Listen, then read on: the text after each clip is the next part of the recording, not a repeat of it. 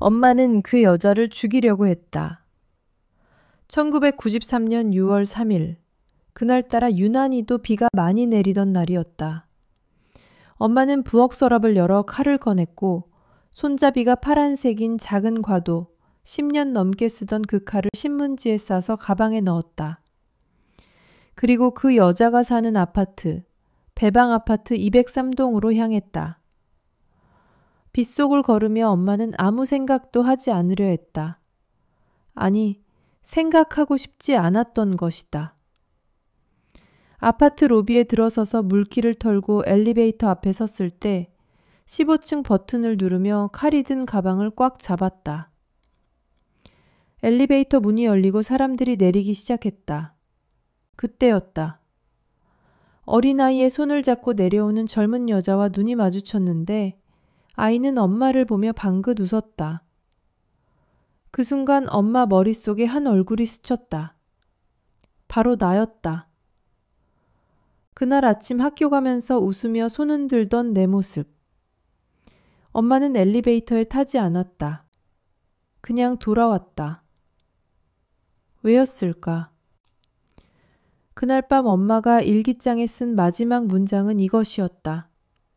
딸아이가 웃고 있었다.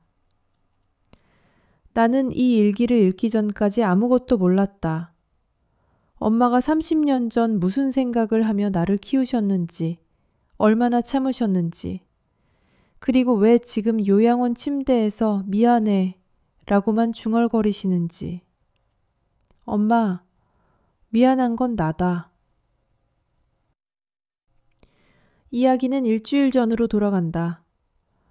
차를 세우고 핸드브레이크를 올렸을 때 엔진을 끈 뒤 귓가에 스며든 고요함이 이상하리만치 무겁게 느껴졌다.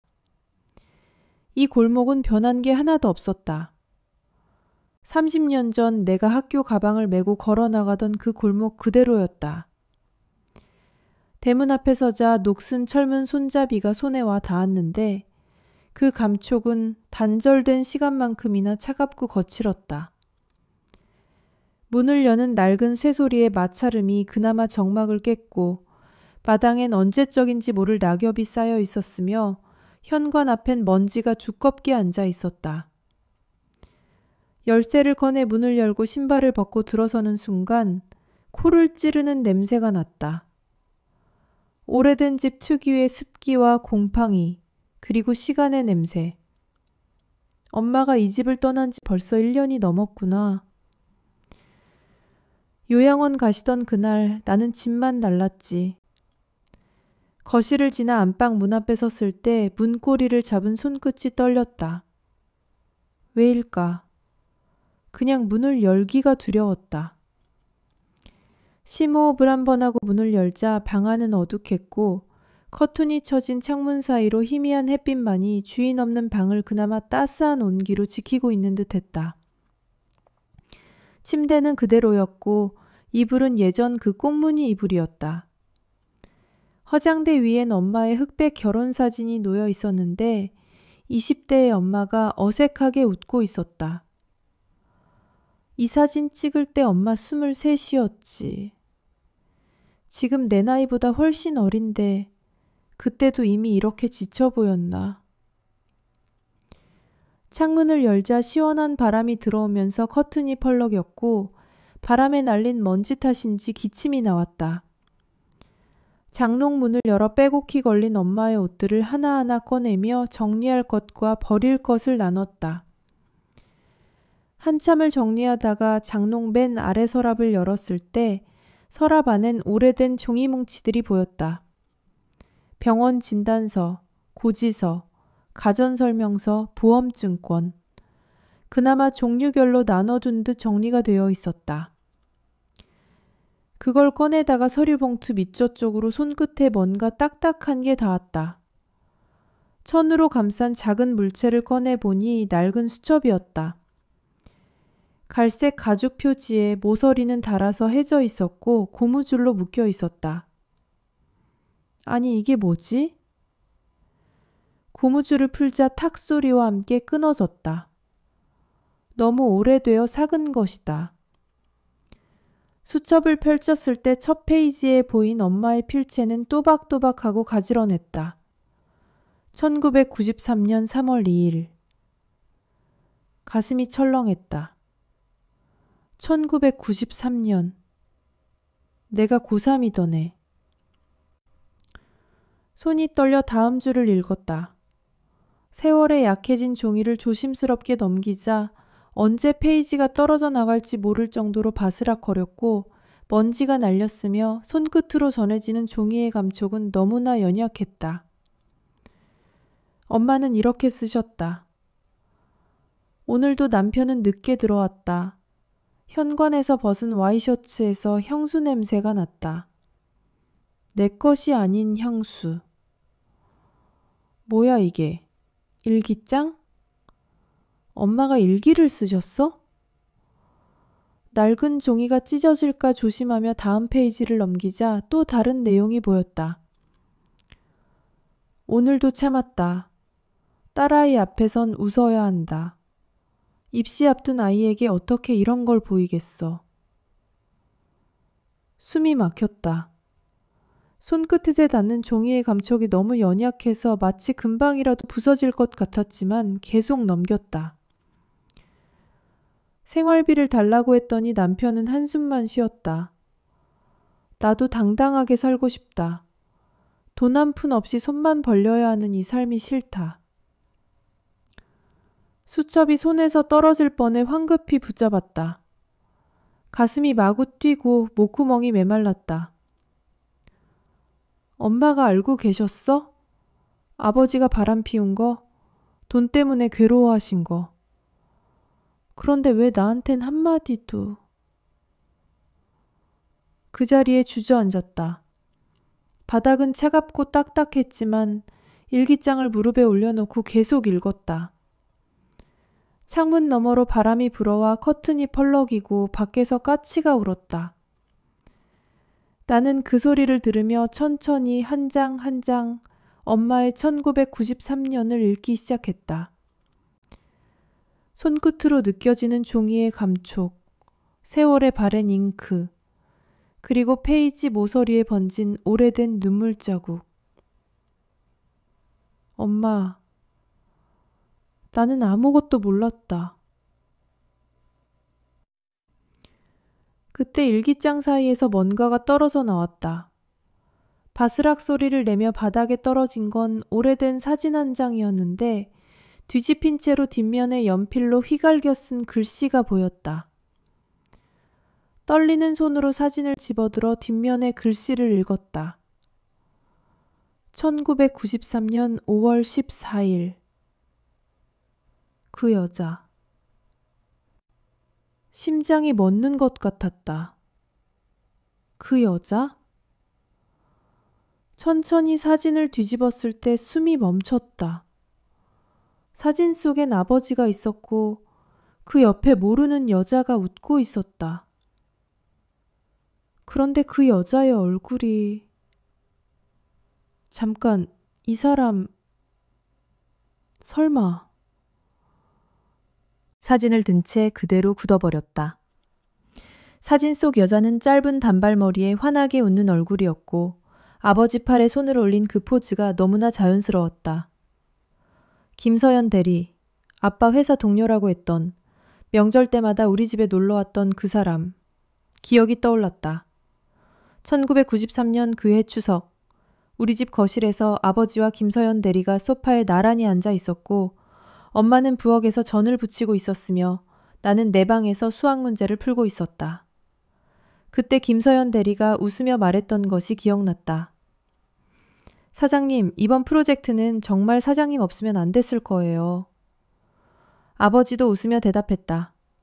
김대리 덕분이지. 밤샘 작업 고생 많았어. 그 대화를 그땐 그냥 회사 이야기인 줄만 알았다. 밤샘 작업? 둘이서? 손에 힘이 풀려 사진이 다시 바닥에 떨어졌다. 나는 일기장을 다시 펼쳐 1993년 5월 그 날짜를 찾았다. 손가락이 떨렸지만 오래된 페이지들을 하나씩 넘기며 5월 14일을 찾아냈다. 심호흡을 하고 읽기 시작했다. 종이가 금방이라도 찢어질 것처럼 얇아진 페이지를 천천히 넘기자 먼지와 함께 희미한 종이 냄새가 올라왔다. 엄마는 이렇게 쓰셨다. 오늘 남편 책상 서랍을 정리하다가 사진 한 장을 발견했다. 남편과 김서연 대리가 함께 찍은 사진. 배경은 바닷가였다. 언제 바다에 갔을까? 나는 한 번도 남편과 바다에 간 적이 없는데. 숨을 들이키며 다음 줄을 읽었다. 사진 뒷면에 날짜가 적혀 있었다. 지난달 4월 23일. 그날 남편은 출장이라고 했었다. 부산 출장이라고. 회사 일로 3일간 간다고. 김서연 대리도 함께 간다고. 출장. 아빠가 출장 많이 다니셨지. 기억이 떠올랐다. 1993년 4월 고3 봄에 아버지가 출장 가방을 챙기던 날 엄마가 현관에서 조심해서 다녀와요. 밥은 잘 챙겨 먹고요. 라고 말했고 아버지는 웃으며 알았어. 걱정 마. 금방 올게. 딸, 공부 열심히 해라. 아빠 돌아올 때 좋은 소식 듣고 싶다. 고 대답했다. 나는 책상에서 고개를 들지도 않고 네, 다녀오세요. 라고만 했다. 그게 다였다. 아버지의 얼굴도 엄마의 표정도 제대로 보지 않았다. 그때 엄마는 무슨 생각을 하셨을까? 웃으며 배웅하면서 속으론 세월에 약해진 일기장을 계속 넘기며 읽었다. 사진을 보는데 손이 떨렸다. 하지만 참았다. 저녁엔 남편이 돌아왔다. 평소처럼 웃으며 맞이했다. 그 다음 줄은 글씨가 흐트러져 있었는데 마치 손이 떨림이며 쓴 것 같았다. 남편에게 물었다. 출장은 어땠어요? 남편은 대답했다. 피곤했어. 회의가 많아서. 그 아래 펜으로 세게 그은 흔적이 있었고 이렇게 적혀 있었다. 거짓말이었다. 사진 속 두 사람은 회의하는 표정이 아니었다. 바닷가에서 손을 잡고 웃고 있었다. 엄마, 그날 밤 어떻게 참으셨어? 낡은 종이를 조심스럽게 넘기자 다음 날 일기인 5월 15일자가 보였다. 밤새 잠을 못 잤다. 옆에서 자는 남편을 보면서 이 사람이 낯설었다. 아침에 딸아이가 나를 봤다.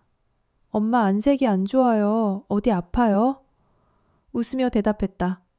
아니야, 괜찮아. 엄마 안 아파. 나는 기억했다. 그날 아침 식탁에 앉은 엄마의 얼굴을. 엄마 안색이 안 좋아요. 라고 물었을 때 엄마는 웃었다. 아니야, 괜찮아. 그 웃음이 지금 생각해보면 너무나 애써 지은 웃음이었다는 걸. 나는 그냥 밥이나 먹고 학교 왔지. 엄마가 밤새 울었는지도 모르고. 일기장의 종이들을 더 넘기며 읽어내려갔다. 페이지가 떨어질까봐 손끝에 힘을 주며 조심스럽게. 딸아이는 수능까지 6개월 남았다. 이 아이한테는 절대 보여줄 수 없다. 이 아이 인생이 걸려있다. 나는 참아야 한다. 조금만 더 버티면 된다. 페이지 끝에는 글씨 옆으로 동그랗게 번진 자국이 있었다. 눈물 자국이었다. 손끝으로 그 자국을 만지자 종이가 약간 울퉁불퉁했다. 30년 전 엄마의 눈물이 여기 그대로 남아 있었다. 엄마, 혼자 얼마나 우셨어. 눈물이 났다. 주르륵 내 눈물이 일기장 위로 떨어져 30년 전 엄마의 눈물 위에 내 눈물이 겹쳤다. 휴대전화가 울렸다. 화면을 보니 요양원이었다. 심장이 쿵 내려앉으며 떨리는 손으로 전화를 받았다. 여보세요? 수화기 너머로 간호사의 목소리가 들렸다. 보호자님, 어머님께서 오늘 아침부터 계속 뭔가를 찾으세요. 서랍을 뒤지시고 침대 밑을 보시고. 뭘 찾으시는데요? 잠깐의 침묵 후 간호사가 대답했다. 계속 중얼거리세요. 일기장, 내 일기장, 어디 갔어? 전화기를 쥔 손에 힘이 들어갔다. 엄마는 30년이 지난 지금도, 치매로 기억을 잃어가는 지금도 이 일기장을 찾고 계셨다. 왜 이걸 찾으시는 거야? 엄마에게 이 일기장은 대체 뭐였던 거야? 간호사가 다시 말했다. 그리고 보호자님, 어머님이 한 가지 더 계속 말씀하세요. 나는 숨을 죽였다. 뭐라고 하시는데요? 간호사의 목소리가 작아졌는데 마치 말하기 조심스러운 것 같았다. 미안해. 내가 미안해. 계속 그렇게만 말씀하세요. 전화가 끊어졌다. 나는 전화기를 내려놓고 일기장을 다시 펼쳤다. 종이가 떨어질까 조심하며 다음 페이지를 넘기자 5월 20일자가 보였고 그 아래 적힌 문장이 눈에 들어왔다. 오늘 결심했다. 나는 그 다음 문장을 읽는 순간 온몸이 얼어붙었다. 이 사람을 만나러 가기로 했다. 김서연 대리를. 직접. 엄마가 그 여자를 직접 만나러 갔어? 조심스럽게 페이지를 넘기자 5월 21일자가 나왔다. 종이가 바스락거리며 언제 떨어져 나갈지 모를 것처럼 얇아져 있었다. 엄마는 이렇게 쓰셨다. 오늘 남편이 출근한 후 김서연 대리 회사 전화번호를 찾았다. 남편 수첩에 적혀 있었다. 손이 떨렸지만 전화를 걸었다.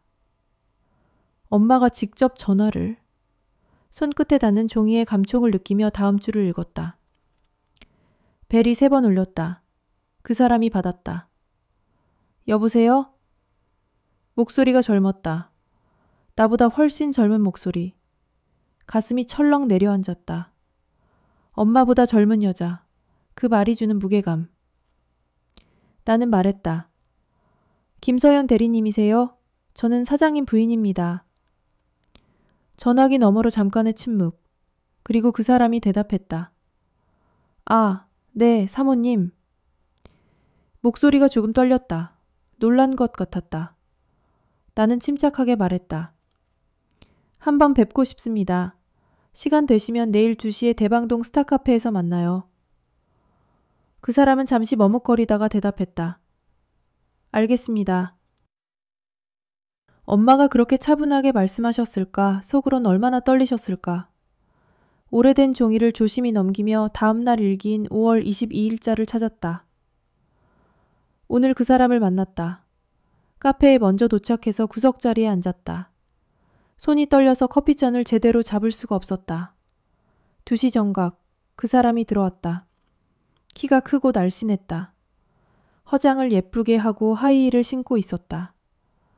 나는 20년 전 낡은 옷을 입고 있었다. 눈물이 또 났다. 엄마가 그날 그 여자 앞에서 느꼈을 초라함, 그 감정이 고스란히 전해졌다. 그 사람이 내 앞에 앉았다. 사모님.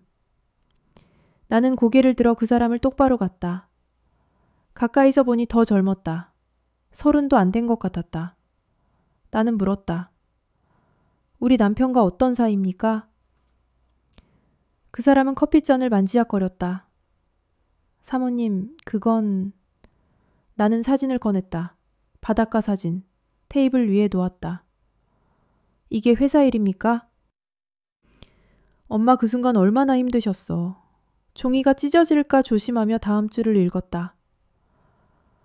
그 사람은 사진을 보고 얼굴이 하얘졌다. 한참을 아무 말도 하지 않았다. 그러다가 작은 목소리로 말했다. 죄송합니다. 나는 물었다. 얼마나 됐습니까? 1년 정도요. 1년. 내가 딸아이 대학 준비시키느라 정신없을 때 남편은 이 사람과 1년을...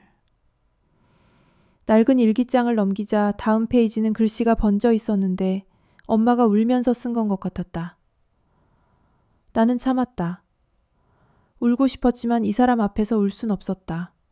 나는 물었다. 사랑합니까? 우리 남편을? 그 사람이 고개를 들었다. 눈이 빨개져 있었다. 네. 그 대답을 듣는 순간 가슴에 칼이 꽂힌 것 같았다. 그 말을 직접 들으셨구나, 엄마. 페이지를 넘기며 일기를 계속 읽었다. 나는 물었다. 우리 남편도 당신을 사랑합니까? 그 사람은 대답하지 않았다. 하지만 그 침묵이 답이었다. 나는 마지막으로 물었다. 헤어질 생각은 없습니까? 그 사람은 고개를 숙였다. 죄송합니다. 하지만 저는 더 이상 듣고 싶지 않았다. 나는 자리에서 일어났다. 카페를 나왔다. 다음 문장을 읽는 순간 온몸에 소름이 돋았다. 집으로 돌아오는 길 나는 한강 다리를 건넜다. 난간에 손을 얹고 아래를 내려다봤다. 강물이 검게 흐르고 있었다. 여기서 뛰어내리면 어떨까? 그 생각이 스쳤다. 엄마 손이 떨려 일기장을 꽉 쥐었는데 종이가 구겨질까봐 조심스럽게 다시 펼쳤다. 다음 줄을 읽었다. 한참을 서 있었다. 바람이 차가웠다. 강물 소리만 들렸다. 그때 휴대전화가 울렸다. 집 전화였다. 받았다. 엄마. 딸아이 목소리였다. 엄마 어디야? 학원 끝났는데 집에 아무도 없어. 나는 대답했다. 엄마 금방 가. 10분만 기다려. 전화를 끊었다. 그리고 난간에서 손을 뗐다. 내가 엄마를 살렸구나. 아니, 엄마는 나 때문에 죽지 못한 거구나. 오래된 페이지를 넘기며 일기의 마지막 줄을 읽었다. 집으로 돌아왔다. 딸아이가 거실에서 TV를 보고 있었다. 엄마 왜 이렇게 늦어? 나는 웃으며 대답했다. 미안, 장 보느라 좀 늦었어. 저녁 뭐 먹고 싶어? 딸아이가 웃었다. 엄마, 나 오늘 모의고사 수학 90점 맞았어. 순간 눈물이 날 것 같았다. 하지만 참았다. 와, 우리 딸 대단한데? 엄마가 오늘 맛있는 거 해줄게. 그날 밤 딸아이가 잠든 후 나는 방에서 혼자 울었다. 소리 내지 않고. 일기장을 덮었다. 더 이상 볼 수가 없었다. 눈물이 멈추지 않았다. 그날 나는 90점 맞았다고 좋아했지. 엄마가 죽음을 생각하고 돌아오신 줄도 모르고. 핸드폰이 다시 울렸다. 또 요양원이었다. 손을 떨며 받았다. 여보세요? 간호사의 목소리가 급했다. 보호자님, 빨리 오셔야 할 것 같습니다. 어머님이... 심장이 멎는 것 같았다. 무슨 일이세요? 간호사가 말했다. 어머님이 갑자기 쓰러지셨어요. 지금 응급실로 이송 중입니다. 전화기를 든 채 그대로 얼어붙었다.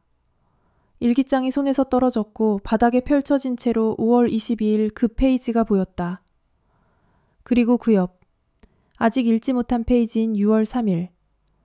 엄마가 칼을 들고 그 여자를 찾아간 날. 엄마, 제가 지금 가야 해. 그런데 이 일기를 끝까지 읽어야 해. 아니면 영영 알 수 없을 것 같아. 나는 일기장을 집어들었다. 차 열쇠를 움켜쥐었다. 그리고 뛰었다. 병원으로. 일기장을 품에 안은 채 차를 몰며 신호등 앞에서 멈췄다. 빨간불. 손은 핸들을 쥐고 있었지만 눈은 조수석에 놓인 일기장을 보고 있었다. 6월 3일. 그날 무슨 일이 있었던 거야. 신호가 바뀌었다. 초록불. 하지만 차를 출발시키지 못했다. 뒤에서 경적 소리가 울렸다. 정신을 차리고 엑셀을 밟았다. 병원까지 20분. 하지만 지금 당장 이 일기를 읽지 않으면 미칠 것 같았다.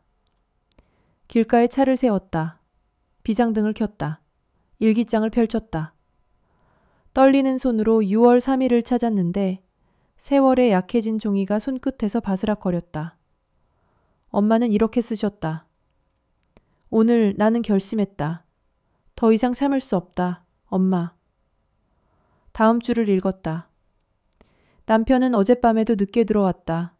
김서연 대리와 통화하는 소리를 들었다. 응, 나도 보고 싶어. 내일 봐. 그 목소리. 한 번도 나한테 한 적 없는 목소리. 부드럽고 달콤한 목소리. 종이가 떨어질 것 같은 낡은 일기장을 조심스럽게 넘겼다. 오늘 아침 딸아이가 학교 간 후 나는 부엌 서랍을 열었다. 칼이 있었다. 과도. 손잡이가 파란색인 작은 칼. 10년 넘게 쓴 칼. 그걸 꺼내서 신문지에 싸서 가방에 넣었다. 미쳤어. 엄마가 정말. 숨이 가빠졌다. 심장이 미친 듯이 뛰었다. 하지만 읽는 걸 멈출 수 없었다. 주소는 안다. 지난번 그 여자를 만났을 때 명함을 받았다. 배방 아파트 203동 1502호. 집 주소까지 적혀 있었다. 오후 3시. 남편이 회사에 있을 시간. 나는 집을 나섰다. 다음 문장을 읽었다. 버스를 2번 갈아타고 그 아파트에 도착했다. 고층 아파트였다. 깨끗하고 새 건물이었다. 우리 집은 30년 된 단층집인데 현관 비밀번호를 누르고 들어갔다. 엘리베이터 앞에 섰다. 버튼을 눌렀다. 15층. 손에 땀이 났다. 일기장을 쥔 손이 축축해졌지만 페이지를 넘겼다. 종이가 손끝에서 바스락거렸다. 엘리베이터가 올라갔다. 3층, 5층, 8층. 가방 속에서 칼이 만져졌다. 딱딱하고 차가웠다.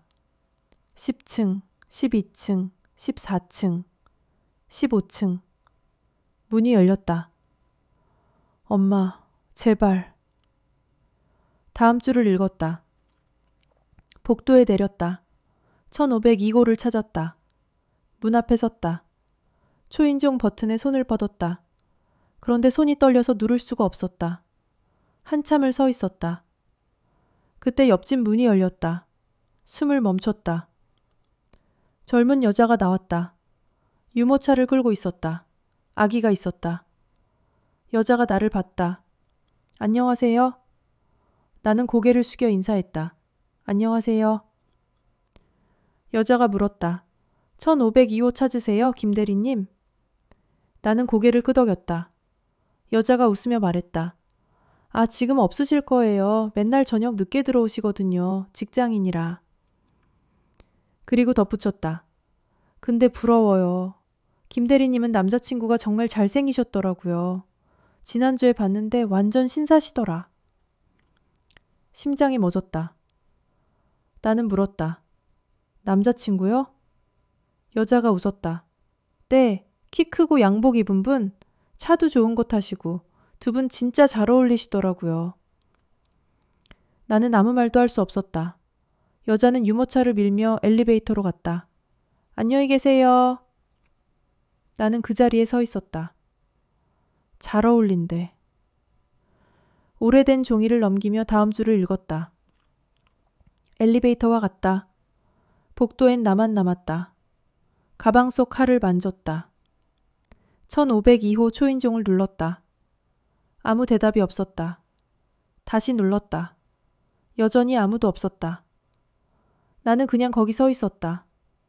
얼마나 지났을까? 30분? 1시간? 다리가 아팠다. 그런데 움직일 수가 없었다. 세월에 약해진 페이지를 조심스럽게 넘겼다. 그때 엘리베이터 소리가 들렸다. 문이 열렸다. 누군가 나왔다. 나는 고개를 들었다. 그리고 그 사람을 봤다. 남편이었다. 아빠가? 손이 떨렸다. 일기장이 흔들렸지만 계속 읽었다. 남편은 나를 보고 얼어붙었다. 당신? 나는 대답하지 않았다. 남편이 다가왔다. 여기서 뭐 해? 나는 1502호 문을 가리켰다. 남편의 얼굴이 하얘졌다. 당신 어떻게... 나는 물었다. 회사에 있는 거 아니었어요? 남편은 아무 말도 하지 못했다. 나는 다시 물었다. 지금 여기 왜 왔어요? 남편이 입을 열었다. 당신 오해야. 나는 그냥... 더 이상 듣고 싶지 않았다. 나는 돌아섰다. 엘리베이터로 걸어갔다. 남편이 뒤따라왔다. 여보, 잠깐만. 얘기 좀 하자. 나는 엘리베이터 버튼을 눌렀다. 남편이 내 팔을 잡았다. 당신, 화났지? 미안해. 내가 잘못했어. 나는 팔을 뿌리쳤다. 엘리베이터 문이 열렸다. 들어갔다. 1층 버튼을 눌렀다. 남편이 따라 들어오려 했다. 나는 말했다. 따라오지 마세요. 남편이 멈췄다. 문이 닫혔다. 다음 줄을 읽었다. 엘리베이터가 내려갔다. 나는 거울에 비친 내 모습을 봤다. 눈이 빨갛게 충혈되어 있었다. 머리는 헝클어져 있었다. 초라했다. 그리고 가방 속 칼을 만졌다. 이걸로 뭐 하려고 했을까? 웃음이 나왔다. 허탈한 웃음. 나는 그럴 용기도 없구나. 엄마, 마지막 문장을 읽었다. 집으로 돌아왔다. 딸아이가 학원에서 돌아와 있었다. 엄마, 어디 갔다 와? 나는 웃으며 대답했다. 마트 갔다 왔어. 저녁 먹자. 딸아이가 웃었다. 그 웃음을 보는 순간, 아, 내가 살아야 하는 이유가 여기 있구나 생각했다. 일기는 거기서 끝났다. 6월 3일 이후로는 더 이상 일기가 없었다. 빈 페이지만 남아 있었다. 하지만 맨 마지막 페이지를 넘기자 단 한 줄만 적혀 있었다. 딸아, 미안해. 그리고 사랑해. 일기장을 덮었다. 눈물이 흐릿하게 앞을 가렸다. 차 창문 밖 비가 내리기 시작했다. 핸드폰이 울렸다. 또 요양원이었다.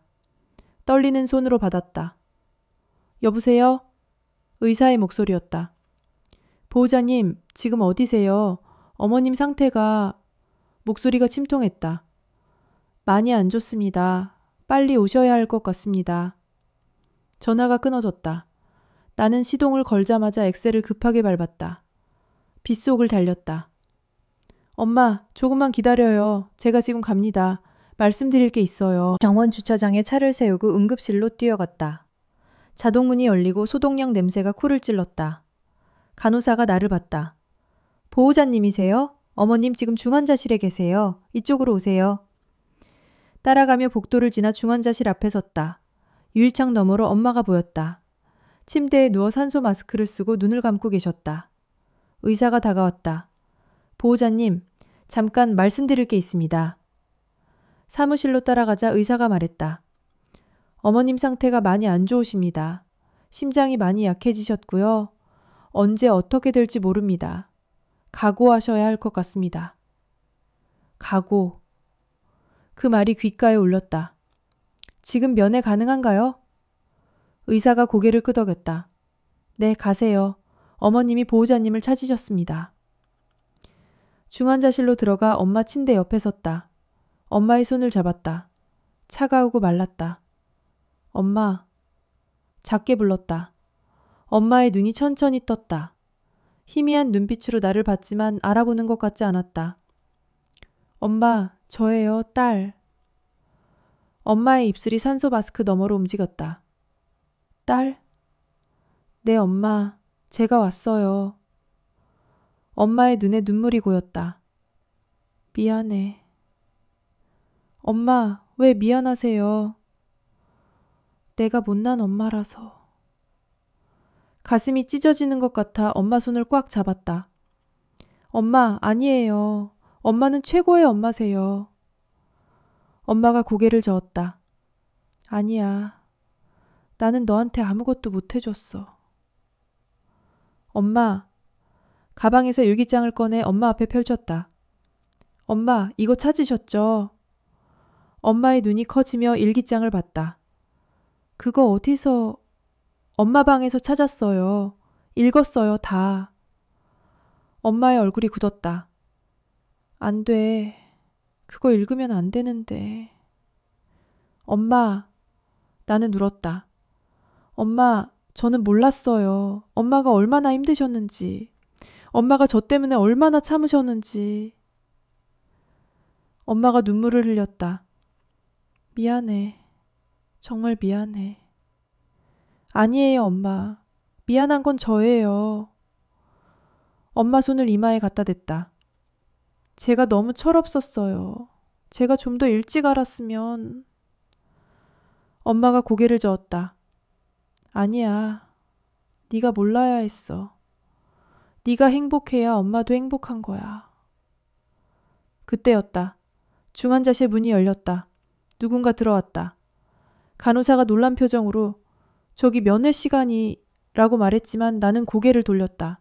그리고 얼어붙었다. 문 앞에 선 사람. 30년 만에 보는 얼굴. 늙고 수척했지만 분명히 알아볼 수 있었다. 아빠. 아버지가 서 있었다. 손에는 꽃다발을 들고. 그리고 그 옆에 또 한 사람. 단발머리 여자. 나이 들었지만 사진 속 그 얼굴 그대로였다. 김서연 대리였다.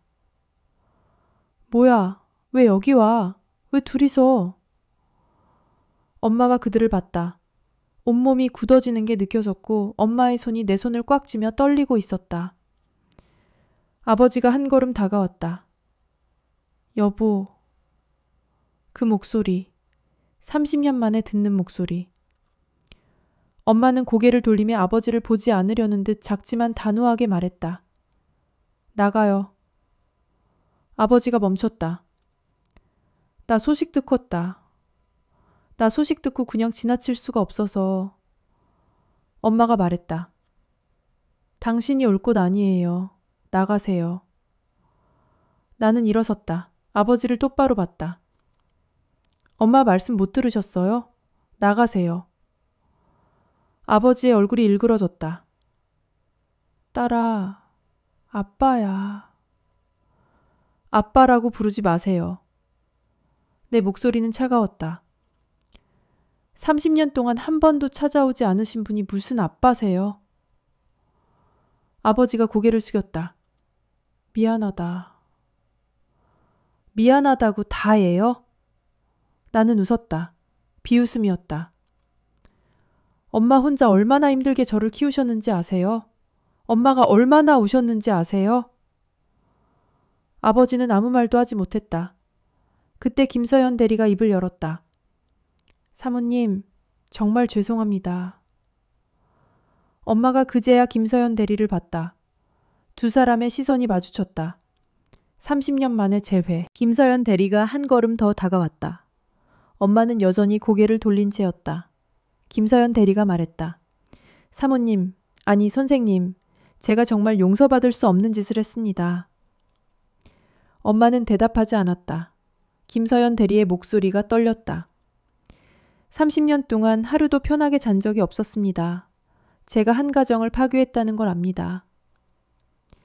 나는 참을 수 없었다. 그걸 알면서 왜 그러셨어요?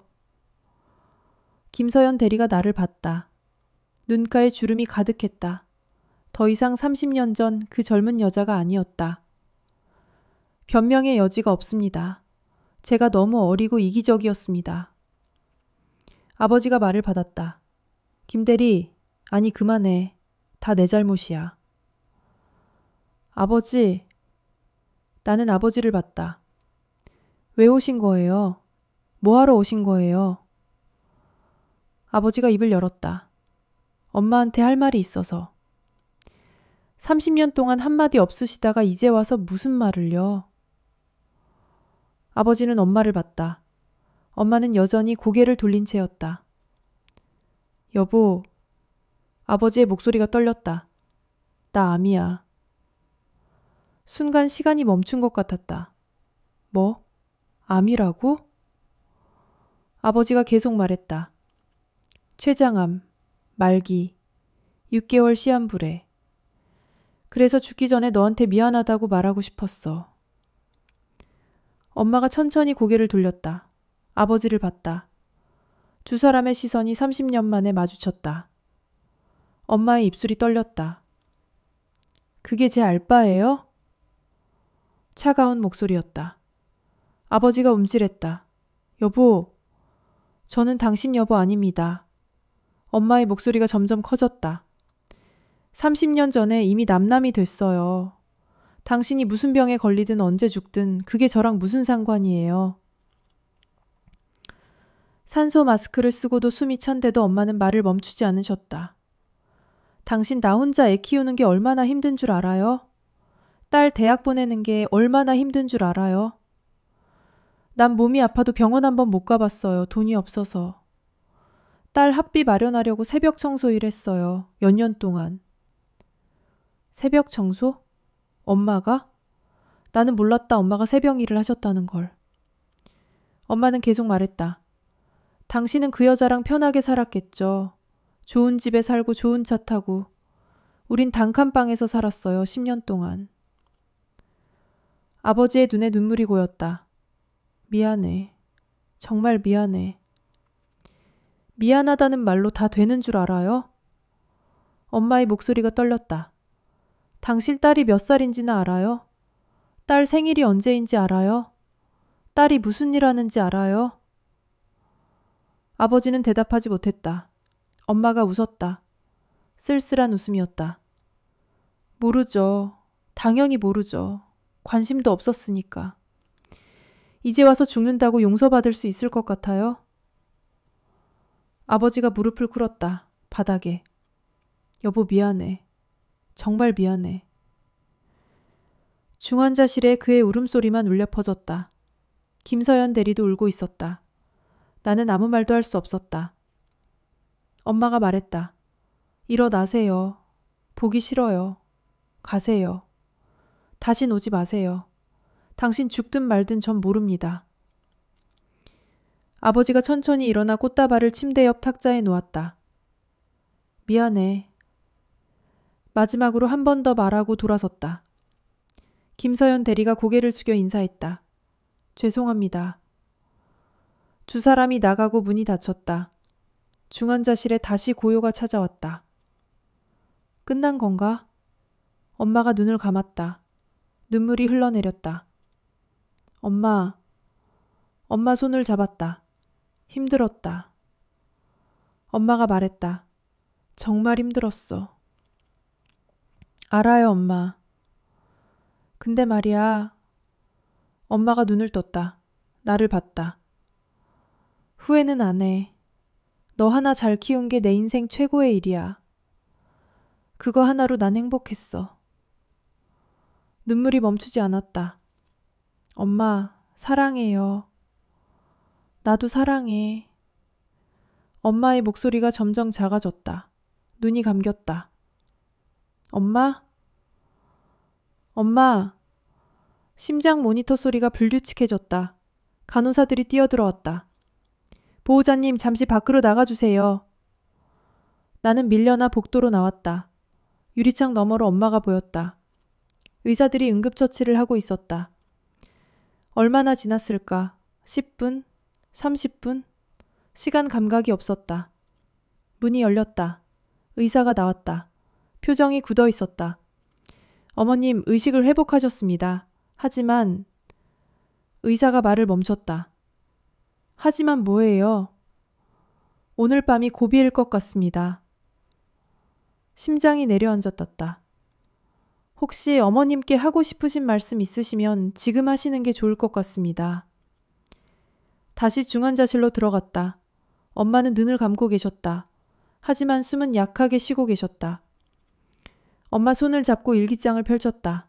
마지막 페이지. 딸아, 미안해. 그리고 사랑해. 그 문장을 소리내어 읽었다. 엄마, 미안한 건 제가 해요. 사랑해요. 정말 사랑해요. 엄마의 손이 약하게 움직여 내 손을 쥐었다. 그때 복도에서 소란 소리가 계속 들렸다. 누군가 소리치는 것 같았다. 내가 들어가야 한다고! 비켜! 문이 벌컥 열렸다. 아버지였다. 헐떡이고 있었다. 간호사가 말렸지만 뿌리치고 들어왔다.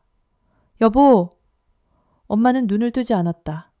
아버지가 침대 옆으로 왔다. 여보, 나야. 제발 눈 좀 떠봐. 나는 아버지를 밀쳤다. 나가요. 엄마가 싫다고 하셨잖아요. 딸아, 제발 마지막일지도 몰라. 마지막? 마지막은 이미 30년 전에 끝났어요. 하지만 그때였다.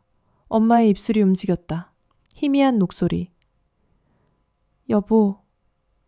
아버지가 엄마 손을 잡았다. 여보, 나야. 내 말 들려? 엄마가 천천히 눈을 떴다. 아버지를 봤다. 그리고 말했다. 당신. 응, 나야. 왜 왔어? 미안하다고, 사랑한다고 말하고 싶어서. 엄마가 고개를 저었다. 아주 약하게. 늦었어. 너무 늦었어. 이제 아무 의미 없어. 아버지의 얼굴이 무너졌다. 여보, 엄마가 나를 봤다. 딸, 네 엄마. 엄마 말 잘 들어. 네, 말씀하세요. 엄마의 목소리가 점점 작아졌다. 사랑하며 살아. 미워하지 말고 용서하며 살아. 엄마, 그게 엄마 소원이야. 엄마의 손이 힘없이 떨어졌다. 심장 모니터 소리가 길게 울렸다. 그 단음이 이어지고 엄마는 결국 눈물 젖은 눈을 감았다. 세상이 멈춘 것 같았다. 의사들이 뛰어들어왔다. 제세동기, 보호자님들 나가주세요. 나는 밀려났다. 아버지도. 복도에. 유리창 너머로 의사들이 응급처치하는 게 보였다. 엄마 가슴에 전기 충격을 가했다. 1번, 2번, 3번. 심장 모니터는 여전히 일자였다. 안 돼, 엄마. 제발.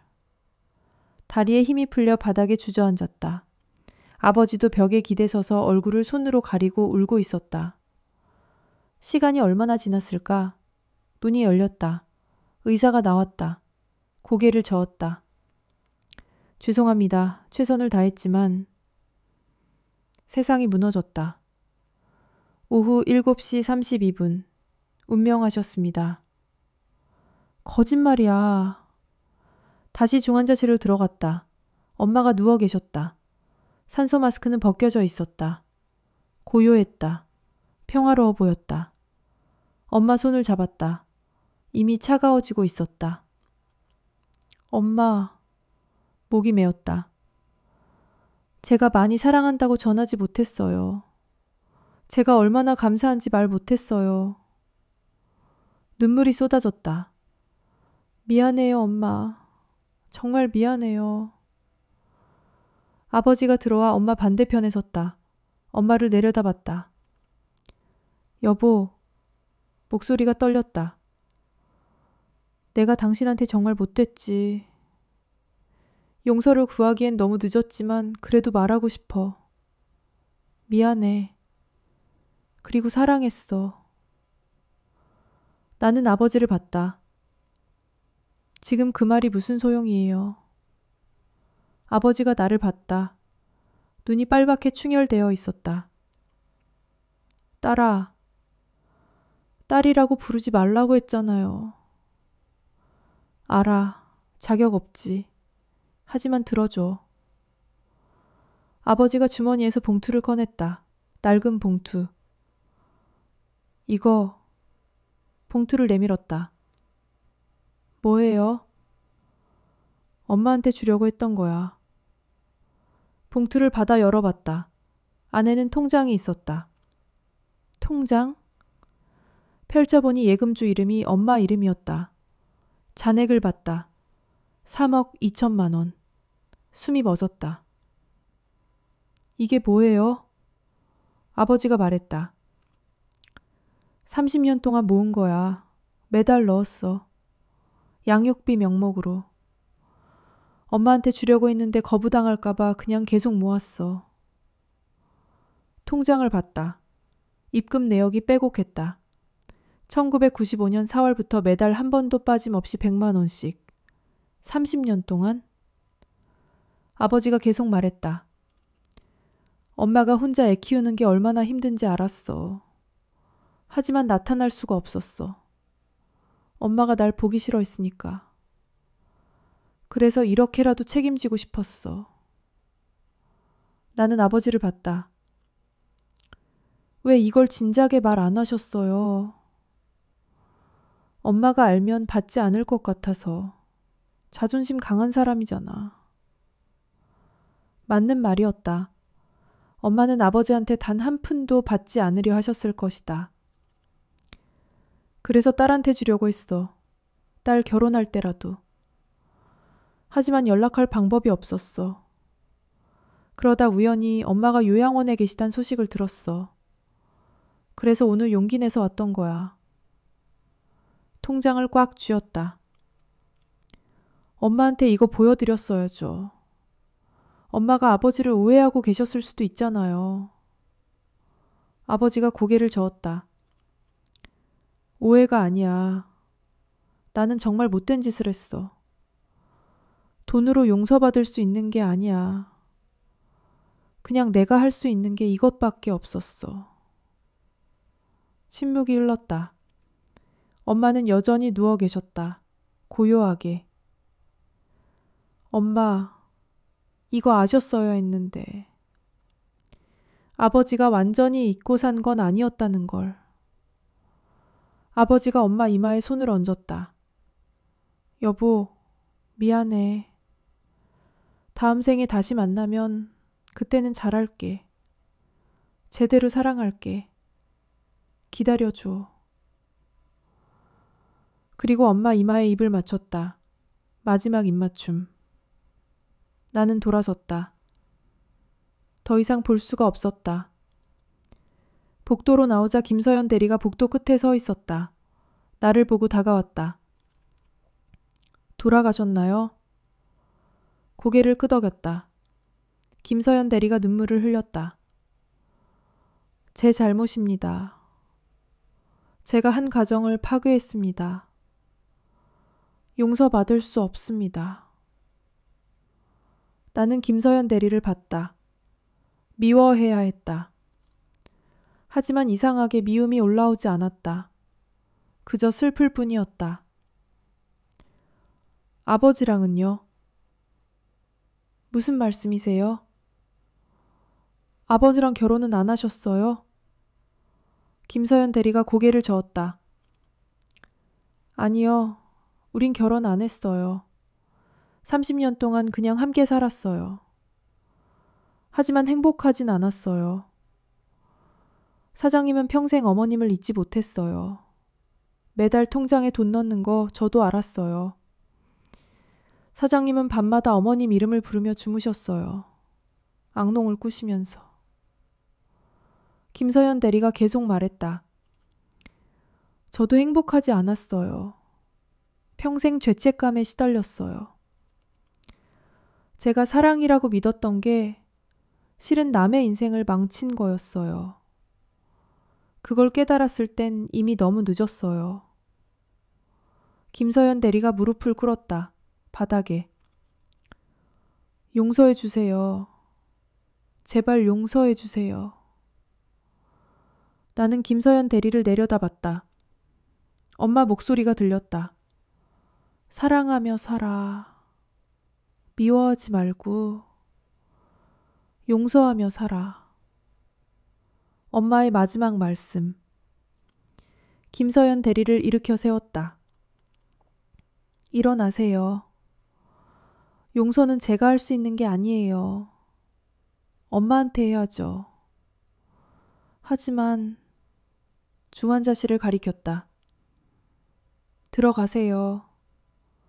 엄마한테 마지막 인사하세요. 김서연 대리가 울었다. 제가 감히... 가세요. 엄마도 원하실 거예요. 김서연 대리가 천천히 중환자실로 들어갔다. 나는 복도 창가로 가서 밖을 봤다. 밤이었다. 별이 떠 있었다. 엄마, 별이 되신 거예요? 핸드폰이 울렸다. 모르는 번호였다. 받았다. 여보세요? 낯선 남자 목소리였다. 이수진님 맞으십니까? 네, 그런데요. 저는 대양법무법인 변호사 김철민입니다. 변호사요? 네. 고인이 되신 어머님께서 생전에 유언장을 작성하셨습니다. 가슴이 철렁했다. 유언장이요? 네. 내일 오전 10시에 사무실로 와. 무슨 내용인데요? 변호사가 잠시 침묵했다. 그리고 말했다. 어머님께서 남기신 영상편지가 있습니다. 꼭 보셔야 할 것 같습니다. 전화가 끊어졌다. 영상편지? 엄마가? 언제? 장례식은 조용히 치러졌다. 문상객은 많지 않았다. 엄마는 평생 조용히 사셨으니까. 아버지는 내내 빈소 구석에 앉아 계셨고 김서연 대리와 함께였지만 두 사람은 단 한마디도 나누지 않았다. 그저 엄마 영정사진만 바라봤다. 사흘 후 발인. 엄마를 모셨다. 하늘이 맑았다. 엄마가 좋아하시던 날씨였다. 장지로 가는 차 안에서 엄마 영정을 무릎에 안고 있었다. 사진 속 엄마는 웃고 계셨다. 언제 찍은 사진인지 기억이 났다. 내가 대학 졸업하던 날 엄마가 유일하게 활짝 웃으신 사진. 엄마, 이제 편히 쉬세요. 납골당에 모시고 돌아왔다. 다음 날 아침 변호사 사무실로 갔다. 고층 빌딩 12층, 깔끔한 사무실이었다. 변호사가 맞이했다. 어서 오세요. 이쪽으로 앉으시죠. 회의실로 안내받았다. 테이블 위에 노트북이 놓여 있었다. 어머님께서 6개월 전에 저희 사무실을 찾아오셨습니다. 치매 진단을 받으시고 의식이 또렷히 뜰 때 이걸 남기고 싶다고 하셨죠? 변호사가 노트북을 열었다. 영상 파일이 보였다. 준비되시면 재생하겠습니다. 고개를 끄덕였다. 변호사가 재생 버튼을 눌렀다. 화면이 밝아졌다. 그리고 엄마가 나타났다. 엄마. 6개월 전 엄마. 지금보다 건강해 보이셨다. 카메라를 보고 계셨다. 그리고 말씀하셨다. 딸아, 이 영상을 보고 있다는 건 엄마가 이미 떠났다는 거겠지. 미안해. 그리고 사랑해. 엄마가 꼭 하고 싶었던 말이 있어서 이렇게 영상으로 남겨. 눈물이 났다. 화면 속 엄마는 잠시 멈췄다가 다시 말을 이었다. 딸아, 엄마가 일기장을 남긴 이유를 알고 싶지? 사실은 일부러 남긴 거야. 네가 언젠가 발견하길 바라면서. 일부러? 엄마가 미소를 지었다. 쓸쓸한 미소였다. 엄마가 치매에 걸린 거 알지? 기억이 점점 사라지고 있어. 너도 아빠도 모든 게 흐릿해져. 그게 너무 무서웠어. 하지만 이상하게도 1993년 그 기억만은 선명하더라. 아빠랑 헤어지던 날, 너 혼자 키우기로 결심하던 날, 그 기억만은 절대 잊히지 않아. 엄마가 잠시 눈을 감았다. 그리고 다시 눈을 떴다. 딸아, 엄마는 후회 없어. 힘들었지만 너 하나 잘 키운 게 엄마 인생 최고의 성취야. 너만 보면 모든 게 견딜만 했어.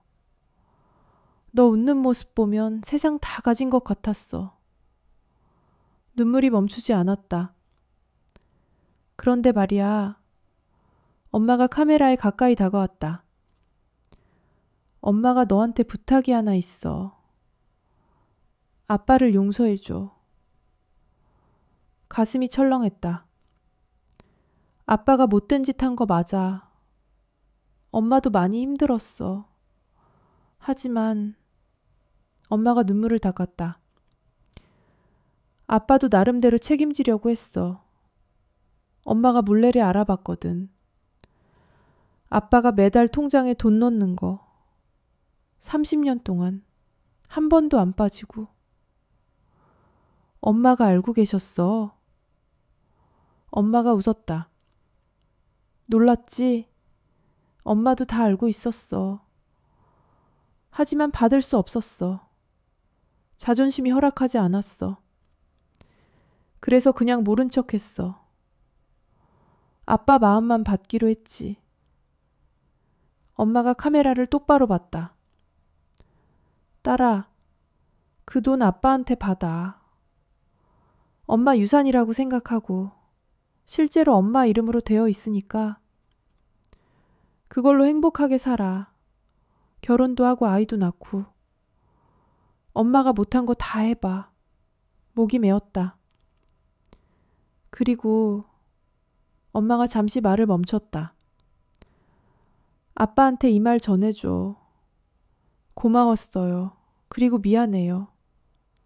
다음 생에 만나면 잘할게요. 그때는 서로 사랑만 하고 살아요. 눈물이 쏟아졌다. 딸아, 엄마 마지막 부탁이야. 미워하지 말고 살아. 용서하며 살아. 그게 엄마가 너한테 바라는 전부야. 사랑해, 우리 딸. 정말 사랑해. 화면이 꺼졌다. 변호사가 휴지를 건넸다. 눈물을 닦았다. 이게 전부인가요? 변호사가 고개를 저었다. 한 가지 더 있습니다. 서류 봉투를 내밀었다. 어머님께서 남기신 재산 목록입니다. 봉투를 열어 서류 한 장을 읽었다. 재산 목록. 대한은행 통장 본인 명의 3억 2천만 원. 제1은행 통장 본인 명의 1억 4천만 원. 1억 4천만 원? 변호사가 설명했다. 어머님께서 평생 모으신 돈이라고 하셨습니다. 새벽 청소일, 식당일. 30년 동안 모으신 거죠. 단 한 번도 쓰지 않으시고 따님 결혼 자금으로 주시려고 하셨답니다. 숨이 막혔다. 그리고 이것도요. 변호사가 작은 상자를 꺼냈다. 꼭 직접 전해드리려고 하셨습니다. 상자를 받아 열었다. 안에는 반지 하나, 낡은 금반지. 엄마가 평생 끼고 계시던 결혼 반지. 그리고 쪽지 하나를 펼쳤다. 엄마 필체였다. 딸아, 이건 네 결혼 반지로서. 엄마 반지지만 행복의 의미로 물려주고 싶어. 엄마는 이 반지 끼고 행복하지 못했지만 너는 행복하길 바라. 사랑하는 사람 만나서 엄마보다 더 행복하게 살아. 반지를 꺼내 손에 쥐었다. 따뜻했다. 마치 엄마 손길 같았다. 변호사 사무실을 나와 엘리베이터를 타고 1층으로 내려왔다. 로비를 지나 밖으로 나오자 햇살이 따사로웠다. 거리엔 사람들이 걷고 있었다. 저마다의 삶을 살며. 하늘을 올려다봤다.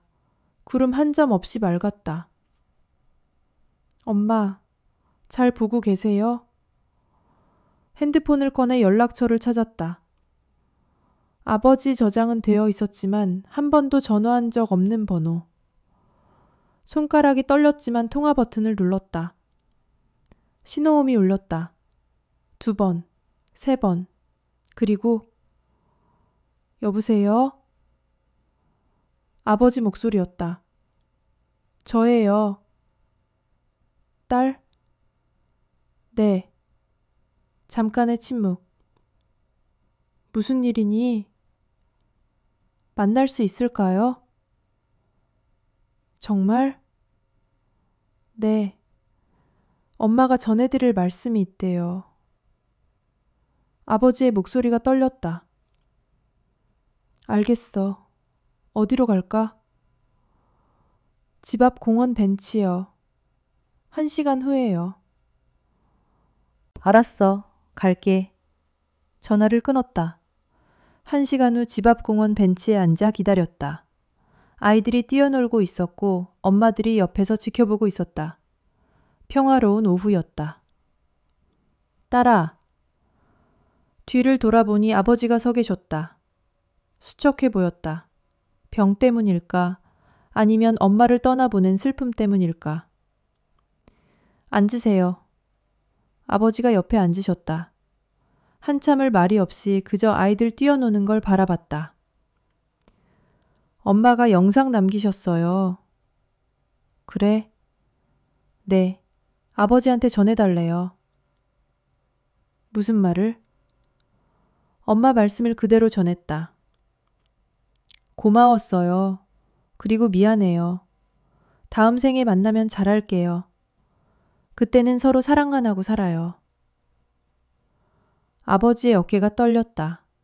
얼굴을 손으로 가리고 울고 계셨다. 소리 없이. 나도 눈물이 났다. 한참을 그렇게 앉아 있었다. 딸아, 아버지가 말했다. 네. 늦었지만 아빠가 할 수 있는 게 있을까? 생각했다. 그리고 말했다.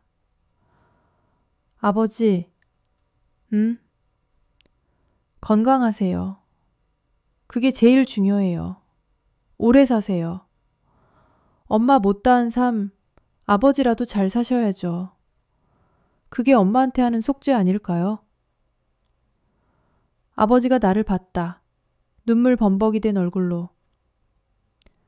그래, 그렇게 할게. 딸아, 고맙다. 가방에서 봉투를 꺼냈다. 통장이 든 봉투. 이거요. 그게 아버지가 30년 동안 넣으신 돈이요. 그건 네 거야. 엄마 유산이라고 생각하래요. 받을게요. 잘 쓸게요. 엄마가 원하신 대로 행복하게 살게요. 아버지가 고개를 끄덕였다. 그래. 그렇게 해줘. 그게 아빠 소원이기도 해. 바람이 불었다. 벚꽃잎이 날렸다. 봄이었다. 새로운 시작의 계절. 엄마, 이제 저도 새로 시작할게요. 엄마 말씀대로 미워하지 않고 용서하며 사랑하며 살게요. 주머니에서 반지를 꺼냈다. 엄마의 결혼 반지. 햇빛에 반짝였다. 이게 뭐니? 아버지가 물었다. 엄마 반지요. 엄마가 저한테 물려주셨어요. 행복의 의미로요. 아버지가 반지를 봤다. 그리고 주머니에서 뭔가를 꺼냈다. 반지였다. 남자 결혼 반지. 아빠도 평생 끼고 다녔어. 엄마랑 짝꿍이거든. 두 개의 반지가 30년 만에 다시 만났다. 딸아, 네? 행복해야 해. 그게 엄마한테, 아빠한테 네가 줄 수 있는 최고의 선물이야. 고개를 끄덕였다. 그럴게요. 약속해요. 1년 후. 나는 작은 카페를 열었다. 이름은 엄마의 일기장. 벽에는 엄마 사진이 걸려 있다. 활짝 웃고 계신 사진. 손님들이 묻는다. 사장님, 이분이 어머님이세요? 네, 제 엄마예요. 웃는 모습이 정말 예쁘시네요. 그쵸. 엄마는 평생 웃으며 사셨어요. 거짓말이다. 엄마는 평생 울며 사셨다. 하지만 이제는 기억하고 싶다. 엄마의 웃는 모습만. 매주 일요일마다 납골당에 간다. 엄마를 만나러. 오늘도 갔다. 꽃을 가져갔다. 엄마가 좋아하시던 프리지아. 엄마, 저 왔어요. 이번 주도 잘 지냈어요. 카페는 손님이 많아서 정신없어요. 엄마라면 좋아하셨을 것 같아요. 바람이 불었다. 마치 엄마가 대답하는 것 같았다. 아, 그리고요. 아버지 건강하세요. 요즘 자주 만나요. 어색하지만 그래도 괜찮아요. 엄마가 원하신 거잖아요. 꽃을 놓았다. 엄마, 감사해요. 저를 낳아주시고 키워주시고 사제시도 선 계속 랑해주셔서 엄마 딸로 태어나서 정말 행복했어요. 눈물이 났다. 하지만 슬프지 않았다. 엄마, 저도 이제 엄마처럼 살게요. 누군가를 사랑하며 누군가를 용서하며 그렇게 살게요. 하늘을 올려다봤다. 구름 사이로 햇살이 비쳤다. 따뜻했다. 엄마, 거기는 따뜻하세요? 아프지 않으세요? 행복하세요? 주머니에서 일기장을 꺼냈다. 엄마의 일기장.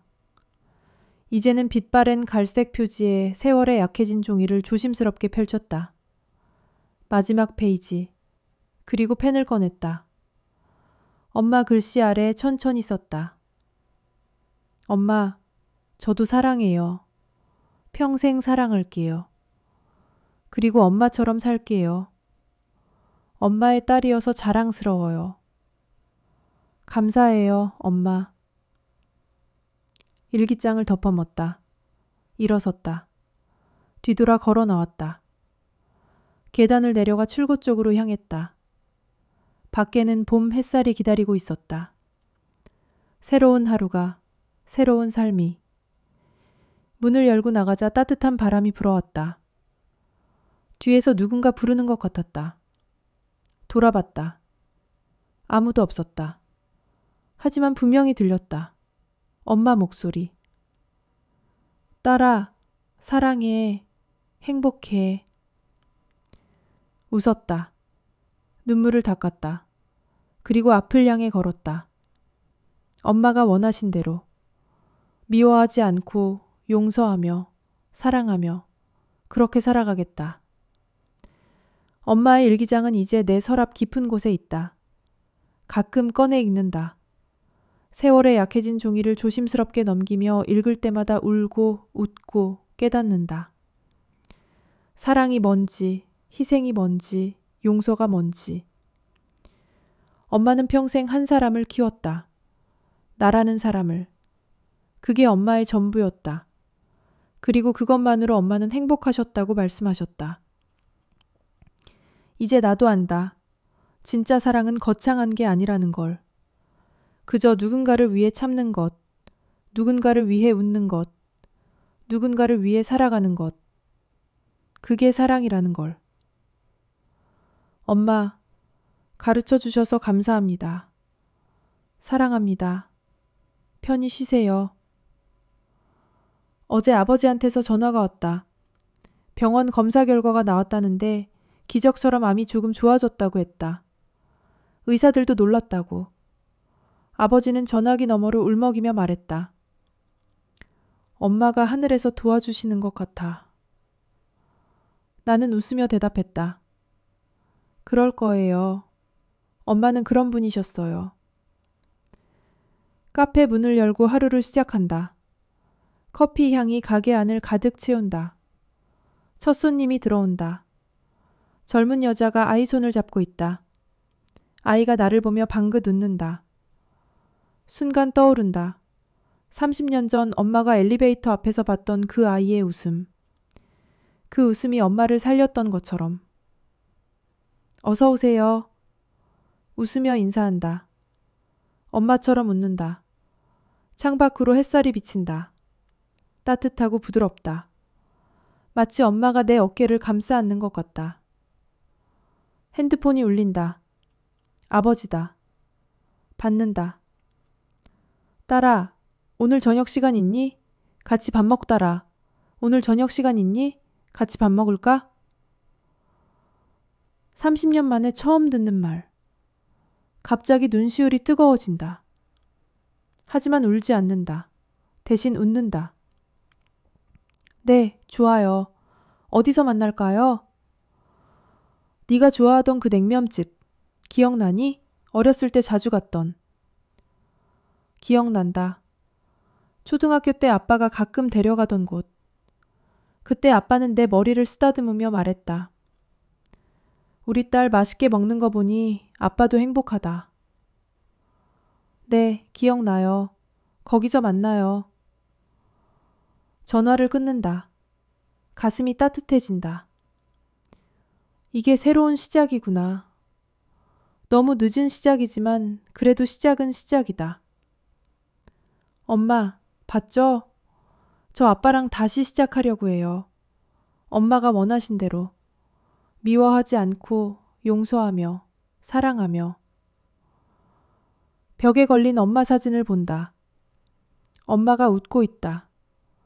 햇살을 받아 사진이 반짝인다. 마치 엄마가 잘했어 우리 딸 이라고 말하는 것 같다. 손님에게 커피를 내준다. 맛있게 드세요. 계산대로 돌아온다. 서랍을 연다. 그 안에 엄마 반지가 있다. 조심스럽게 꺼내 손가락에 끼워본다. 조금 작다. 엄마 손이 얼마나 작았는지 새삼 느껴진다. 언젠가 이 반지를 끼고 결혼할 날이 올까? 엄마처럼은 아니더라도 누군가를 진심으로 사랑하며 살 수 있을까? 문득 생각한다. 사랑이란 게 뭘까? 일기장 속 엄마의 삶이 사랑일까? 아니면 아버지가 30년 동안 매달 넣은 그 돈이 사랑일까? 아니면 김서연 대리가 평생 안고 살았던 그 죄책감이 사랑일까? 어쩌면 다 사랑이었을지도 모른다. 완벽하지 않고 때로는 이기적이고 후회로 가득한 그런 불완전한 사랑. 하지만 그 모든 불완전함 속에서도 엄마는 나를 키웠다. 웃으며 참으며 사랑하며. 그게 엄마의 사랑이었다. 카페 문이 열린다. 손님이 들어온다. 또 다른 하루, 또 다른 시작. 어서 오세요. 웃으며 맞이한다. 엄마가 평생 그랬듯이. 힘들어도 웃으며, 아파도 웃으며, 외로워도 웃으며. 이제 안다. 엄마의 그 웃음 뒤에 숨겨진 눈물을. 하지만 동시에 안다. 그 웃음이 거짓이 아니었다는 것도. 나를 위한 웃음, 나를 지키기 위한 웃음. 그게 진짜 엄마의 사랑이었다는 것을. 저녁이 되었다. 카페 문을 닫는다. 거울을 본다. 언제부턴가 내 얼굴이 엄마를 닮아가고 있다. 눈가의 주름, 입가의 미소, 엄마의 흔적들. 엄마, 저 닮아가고 있어요. 조금씩, 천천히. 거울 속 내가 웃는다. 엄마처럼. 냉면집으로 향한다. 아버지가 기다리고 있을 것이다. 30년 만에 저녁 식사. 어색하겠지만 괜찮다. 시작이 중요하니까. 걸으며 하늘을 본다. 별들이 떠오르기 시작한다. 그중 유난히 밝은 별 하나가 보인다. 엄마 별이다. 엄마, 잘 보고 있죠? 저 잘하고 있죠? 바람이 분다. 따뜻하고 부드럽다. 엄마의 대답 같다. 잘하고 있어, 우리 딸. 너무 잘하고 있어. 웃으며 걷는다. 앞을 향해, 내일을 향해, 새로운 시작을 향해. 엄마의 일기장은 이제 끝났다. 하지만 내 이야기는 이제 시작이다. 엄마가 남긴 사랑으로, 엄마가 가르친 용서로, 엄마가 보여준 희생으로 나는 살아간다. 엄마의 딸로, 나로서, 그리고 언젠가 누군가의 엄마로. 엄마, 사랑해요. 평생 사랑할게요. 그리고 약속해요. 엄마가 주신 이 삶을 행복하게 살겠다고. 저자 후기. 이 이야기는 한 노인정에서 홀로 자신을 키운 엄마의 영상편지와 유산을 받은 이야기를 듣고 각색을 하여 만든 작품입니다. 말하지 못한 아픔, 드러내지 못한 눈물, 삼켜야 했던 분노. 하지만 동시에 이것은 사랑에 관한 이야기이기도 합니다. 불완전하고 때로는 이기적이고 실수투성이지만 그럼에도 진심이었던 사랑. 엄마의 사랑, 아빠의 후회, 딸의 깨달음. 우리는 모두 완벽하지 않습니다. 실수하고 상처 주고 후회합니다. 하지만 그 모든 불완전함 속에서도 우리는 사랑합니다. 이 이야기를 읽는 모든 분들에게 묻고 싶습니다. 당신의 엄마는 어떤 일기를 쓰고 있을까요? 당신이 모르는 눈물, 당신이 보지 못한 희생, 당신이 이해하지 못했던 침묵. 너무 늦기 전에 물어보세요. 말해보세요. 안아주세요. 사랑한다고, 감사하다고, 미안하다고. 그것이 이 이야기가 전하고 싶은 메시지입니다. 사랑하세요. 용서하세요. 그리고 행복하세요. 그것이 우리가 서로에게 줄 수 있는 최고의 선물이니까.